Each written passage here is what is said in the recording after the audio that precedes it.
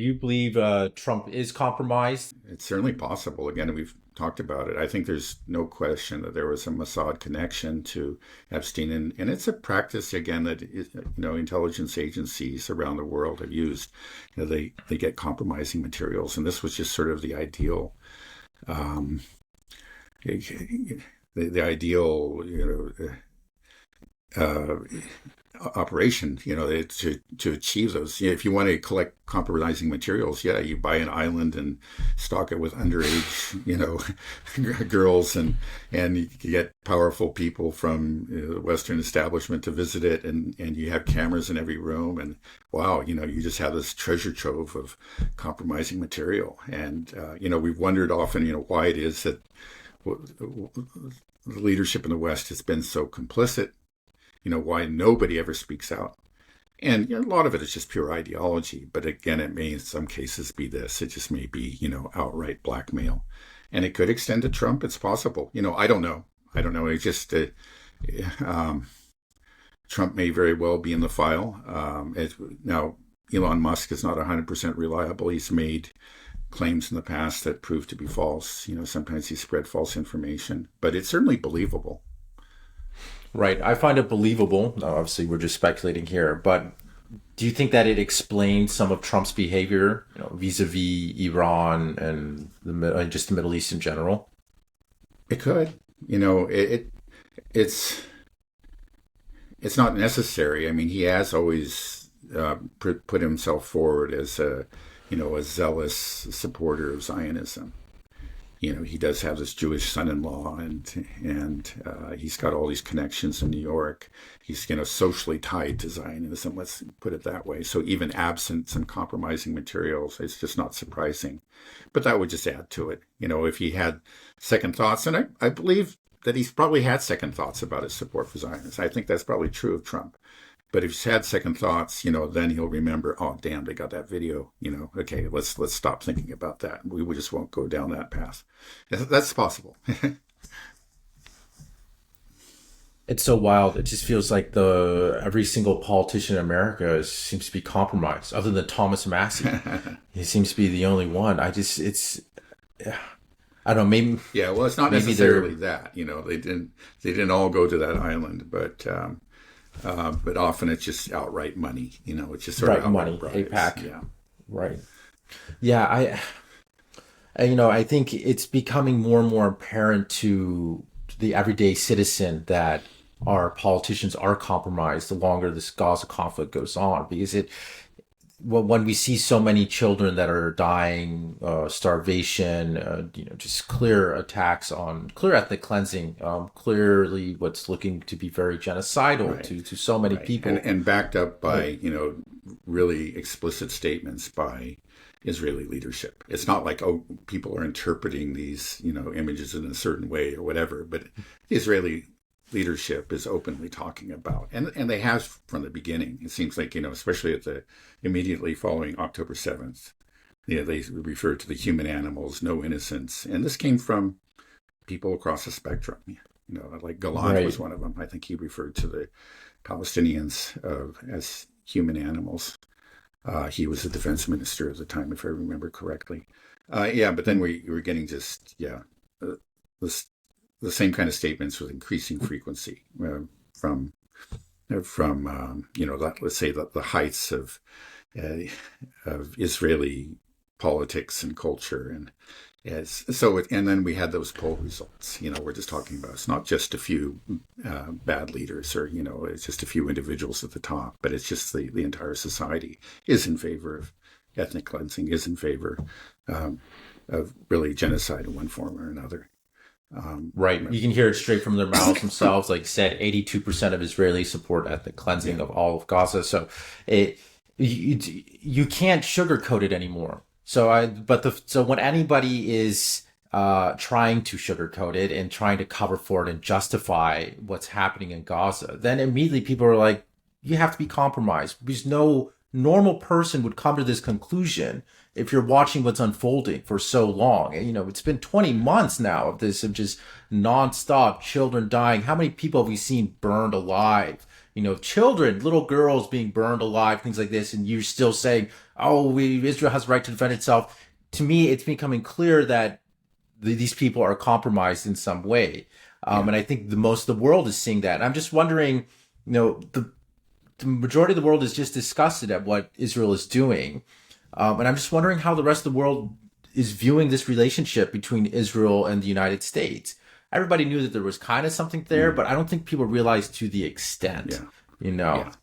Right. Well, there was always an awareness, but this has shined a very bright light on that relationship.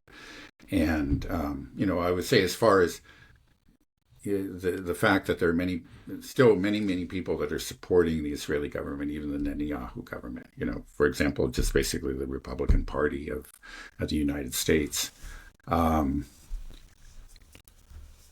I don't think you have to go to actually, the let's say the Epstein explanation of events, or even the APAC bribe explanation of events. There is this ideological for that we talked about, this identity, which that people can just hang on to very tightly in spite of evidence, shelter themselves. They close their eyes, they plug their ears, and they shout, the usual slogans. This is not the first time in history where we've seen things like that happen. Again, it's just that support for Israel was not shallow. It isn't shallow within the U.S. So it's, I think that's true, that part of what's going on is blackmail, is bribes, but it's not all of it.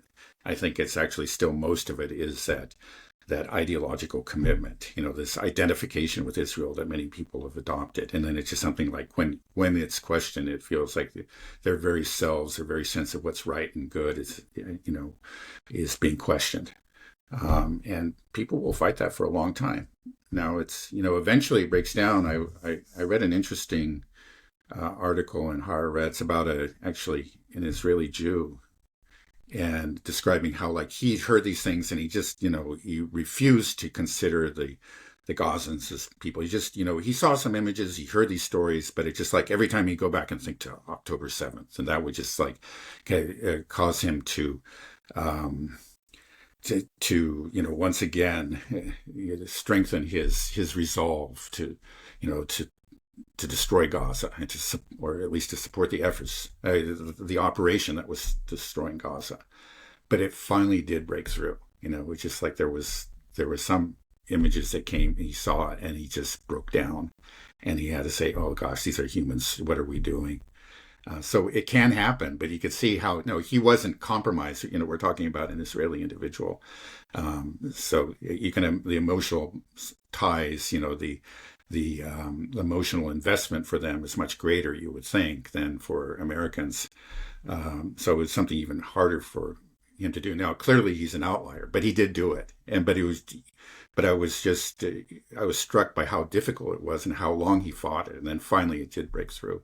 So that's, what we can hope for, I think, again, among like American supporters of Israel. That's, I think, where like the main battle is being fought. And the opponents of Zionism are winning. They're not winning fast enough, but they are winning.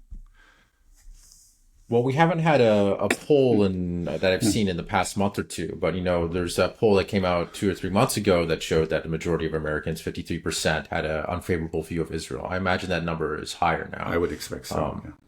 Right, but what we're seeing within the political elite, it's 98%. That are in lockstep with Israel. So that's the problem. It's just that we have this disconnect once again. I know there is this deep-rooted ideological grip of Zionism here in the United States, but the grip is concentrated in our elite. Yeah.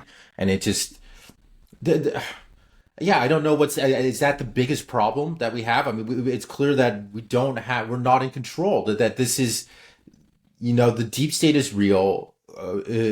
Israeli control over American politicians is real. What do we do? What people are waking up to it. How does this play out? Can we get Thomas Massey elected? What can happen?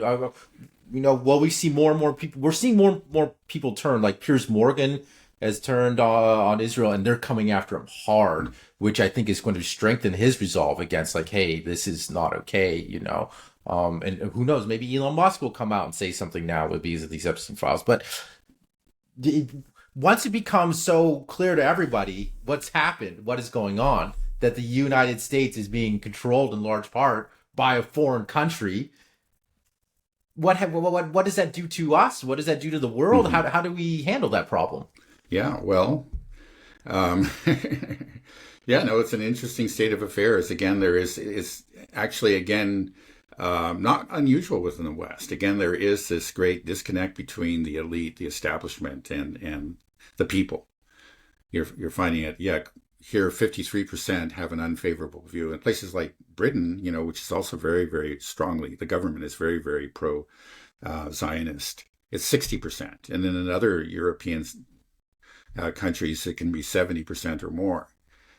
Yet these governments, with just the exceptions of, let's say, Spain and Ireland, which have taken some steps against Israel, they haven't. I think they're actually really still could characterize those as rather timid and, as timid half measures, but something.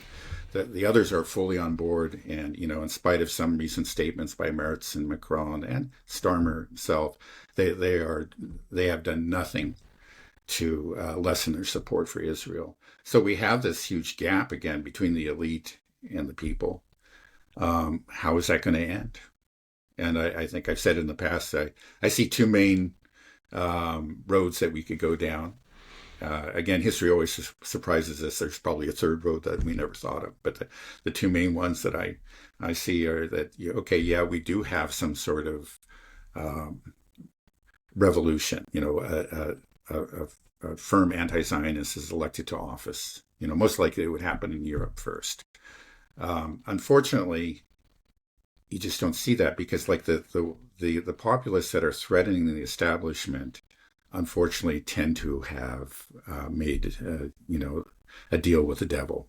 I'm thinking of the National Rally in France, or the AfD in Germany, or even like Nigel Farage in England. Okay, these are populists who could fundamentally change the direction of their governments if they got elected to office in many areas, including, with respect to Ukraine, but not with Israel. And so it's just like something has to change. There has to be some sort of party anyway that really does change, truly challenge the government, and is willing to, to take a firm anti-Zionist position. And you see individuals, you see the people at large are asking for this, but where is it? Where are these leaders? Where are these parties? So, so I don't see it at present. Maybe something will happen. These parties will come forward, or these individuals will come forward. These parties will form. But now you just don't see them. So what is the alternative to, let's say, a revolution at the ballot box? And that is just increasing crackdowns. And that's actually what we've been seeing, I think, by and large. It's just that the elite understands that they have lost control over the people, and that they are at odds. And we've talked about these various incidents, or various really shenanigans that the ruling elite has carried out in places like Romania and Moldova, and in France and in Germany. It's just, and will they get away with it? I don't know. Maybe this will just contribute to the anger and will lead to a true alternative within these countries. That's what we can hope for a peaceful revolution that will break the back of support for Zionism. Now, again, it's going to take longer, I think, unfortunately, in the U.S., unless something really changes. Yeah, the U.S. is shifting too, and that's the most important layer, but they're behind Europe as far as this goes. We'll see. Yeah, talking about becoming increasingly more authoritarian. Have you heard much about this Palantir program? I've heard some This about it. I software. haven't. Yeah, it's a kind of a data collection and management program. Is that right? That um, it would. I guess again, my understanding is limited. You probably can explain it better than I can, but it would just empower the state to surveil its citizenry. and it has a clear, I think, Israeli connection. Right. Right. Yeah, I haven't done a deep dive on it, but it does sound worrying. I know Max Blumenthal has done, and I need to read his article on Gray Zone about it. But it seems like, yeah, there's this thing, Foundry, that has a database, basically everybody. And yeah, it's something that's closely tied with Israel. Israel uses Palantir in its Lavender AI Right. genocide program, so it's sketchy, but it's just, it just feels like, why would Trump make a move like this? And then you hear about, we've spoken highly of JD Vance before, but Peter Thiel was a co-founder, I guess, of Palantir as well, and Peter Thiel is the one that basically handpicked and groomed JD Vance for power. And then you sort of wonder, just like, I don't know, everything is just so Yeah. shady and Right. corrupt, and a lot of the roads just lead back to Israel, Yeah. and that's Yeah. creepy. Right. Right. It's Well, that just makes me, well, when you mentioned JD Vance, yeah, and I've heard about that connection to Peter Thiel. Yeah. Um, it makes me think that, like, what the West needs, or America needs, is a Vladimir Putin. When Putin came to power, the Russia was under control of the oligarchs, and it was a very, very grim situation. And he just didn't really even see a solution on the horizon. It's like the oligarchs, they control everything. And, there were oligarchs that, were supported Putin in his nomination, and other oligarchs saying this is the same thing. But here was really a master politician. He knew how politics is played, and politics is always the art of the possible. I'd love to support people who go out and just speak the truth, like Thomas Massey, right, or Ron Paul, or any of a number of people. Right now there's certainly people that's it. There's only two. Yeah, no.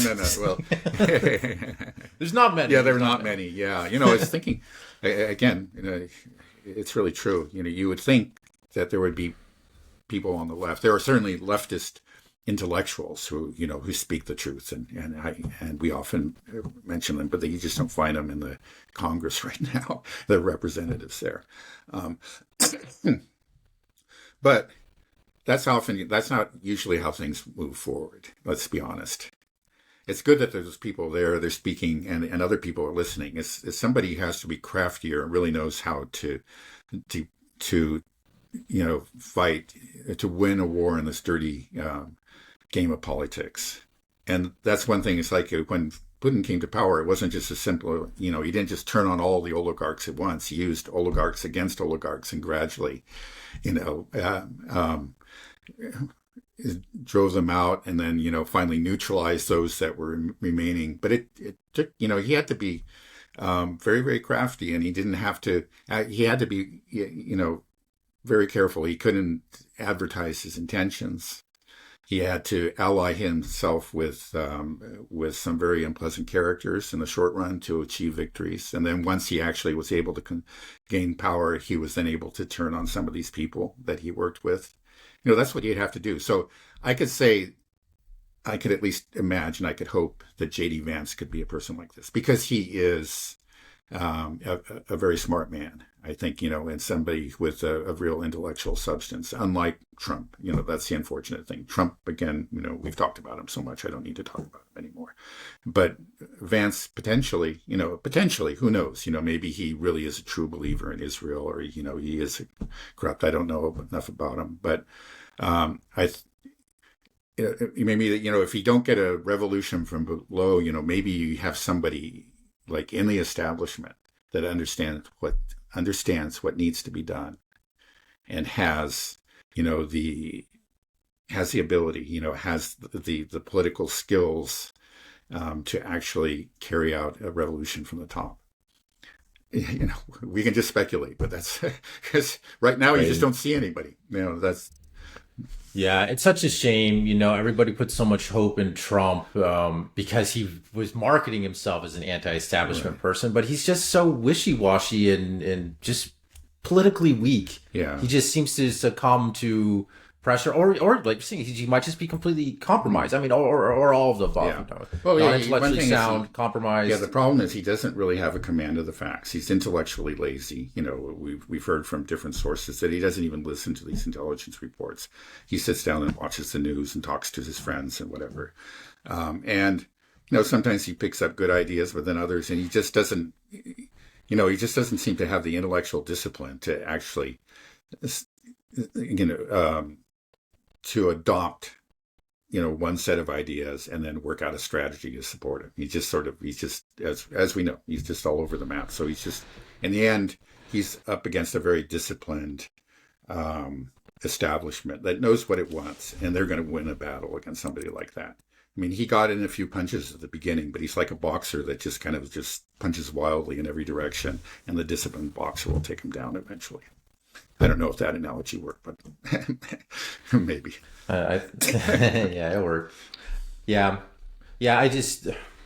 I feel like things have fundamentally changed. I've lost faith in being able to extract ourselves from the conflicts in the Middle East and in Ukraine.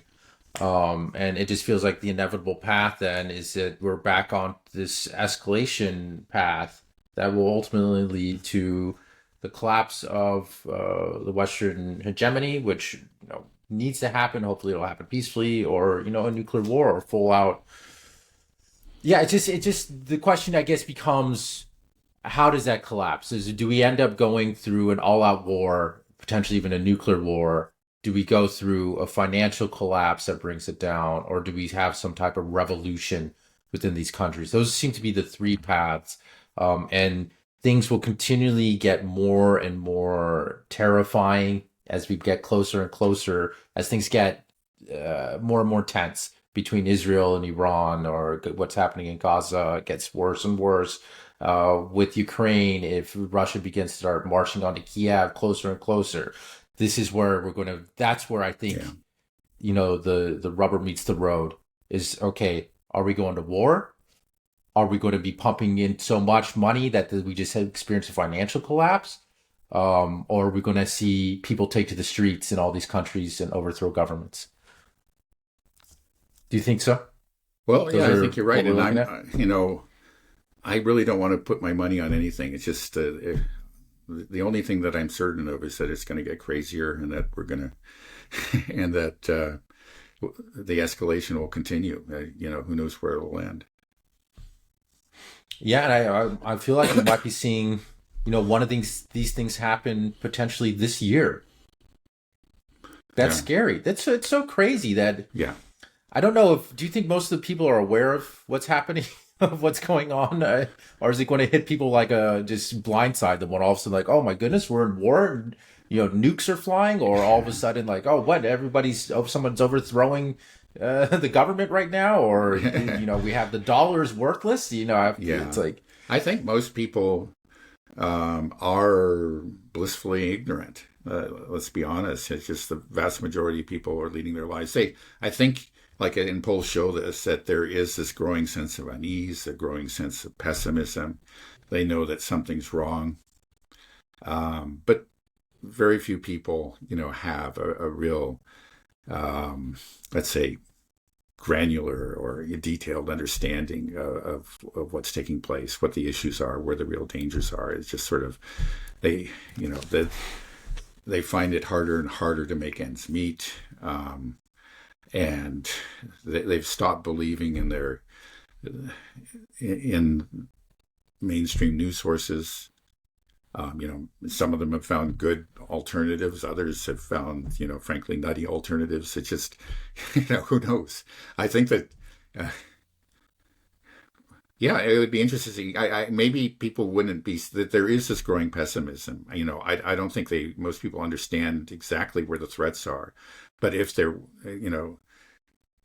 for example, the dollar crashes, or if the war breaks out between Iran and Israel, and the U.S. is involved, and again, there will be real consequences, economic and political and military, if that happens. If the Ukraine war escalates to the point of actually bringing in NATO troops directly, and then we have an all an open NATO versus Russia war. If anything to these happens, I think people will be surprised, yet not surprised. They just had the sense that things were wrong and things were drifting in the wrong direction, and there will be anger, and we'll see. Hopefully that anger will be directed in constructive directions. But Okay, but you agree one of those things is going to happen: financial collapse, yeah, war, yeah. revolution. It seems like the one that's inevitable, like the Ukraine escalation could be avoided. And again, it just might very well be because when push comes to shove and Macron or Keir Starmer or Merz says, send in the troops, their militaries say, we don't have them. I'm sorry, this just doesn't work. And it just, it may end right there. And also, if you do that, you're going to be impeached or whatever the equivalent process is within those countries, because people do not support it. So it's just, I kind of hopeful. It is dangerous. I'm not saying that it's not going to happen, but I think there's reason to be hopeful it won't happen. Now, in the Middle East, again, a war between Iran and Israel, yeah, there's a real risk of it. Again, where like the negotiations don't seem to be going anywhere, and the reports are out that there's tremendous pressure being put on Trump, to make impossible demands to the Iranians, and then to launch an attack if they don't agree to those, demands, and they won't. So, there is, in other words, tremendous pressure for war against Iran.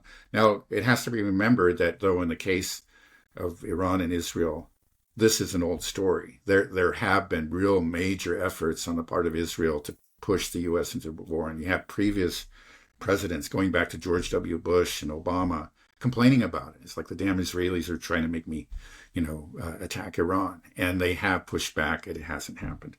So maybe, I think that maybe the pressure is greater now than ever, and we have a really desperate Netanyahu in Israel. So perhaps, this is the time it might happen, but we might avert it again. That won't, unfortunately, save the Gazans, but we could avoid that war. I think the one that's inevitable is the financial collapse, because we're just so clearly on an unsustainable course. And it's just the timing of that, it's not clear. Is it going to happen under Trump? It could very well happen under Trump. Again, we're partly because of his own economic policies. He's not responsible for these trends, but he's helped to accelerate them. And again, the debt is becoming something. We've gone on about this before, but that's the one that seems to me that cannot be avoided. I just don't see it. I know certain financial analysts said that if we instituted very wise policies right now, we could avoid it. But I think the chance of that is virtually zero. And so we are going to go off the cliff there. It's just a question of when.